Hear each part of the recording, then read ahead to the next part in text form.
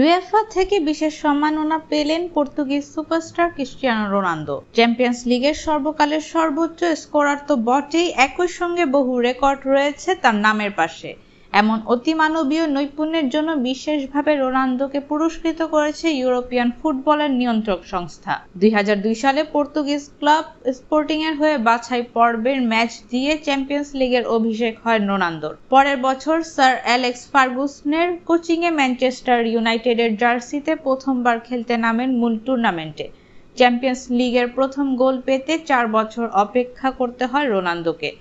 Europe সেরা প্রতিযোগিতায় প্রথমবার জালের দেখা পান তিনি 2007 সালে রোমার বিপক্ষে কোয়ার্টার ফাইনালে। পঞ্চমবার চ্যাম্পিয়ন্স লিগ জয়ের স্বাদ পেয়েছেন রোনালদো। 4টি জিতেছেন তিনি স্প্যানিশ ক্লাব রিয়াল মাদ্রিদের জার্সিতে।